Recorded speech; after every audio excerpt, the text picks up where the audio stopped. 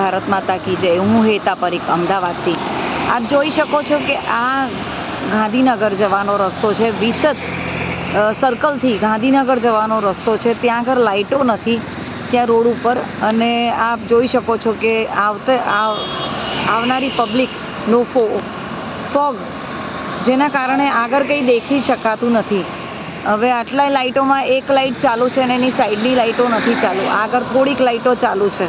આ રસ્તો એટલો સુમસામ છે કે અહીંયાથી જતા આવતા વ્હીકલો એકબીજાના જોડે જો ધ્યાન ના રાખીએ તો અથડાય એવી પરિસ્થિતિ છે। અને કહેવાય છે ને કે વરસાદમાં ક્યાંય વરસાદનું પાણી ભરાયું હોય કે ક્યાંય વરસાદમાં ખાડા પડ્યા હોય તો આપણને ખ્યાલ નથી આવતો। જો જરા લાઇટો ના હોય, એસી 4 રસ્તાથી લઈને અહીંયા આગળ વિસદ સુધી ક્યાંક જ લાઇટો છે।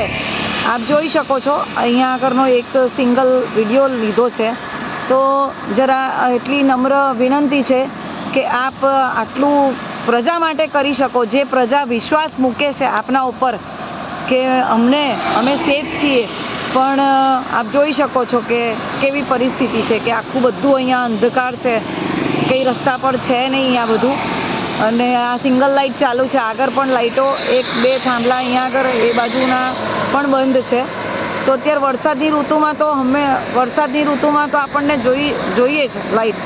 તો નમ્ર વિનંતી છે કે આ જે રસ્તો છે એ વિસદથી ગાંધીનગર જવાનો રસ્તો છે, તો એના માટે થઈને તમે આ એક VVIP રોડ કહેવાય કે જ્યાંથી બધા જતા આવતા હોય છે, એ રોડ ઉપર જરા અંધકાર હોય, રોડ ખરાબ હોય અને ત્યાં આગળ પ્રજાને તકલીફ પડે એવું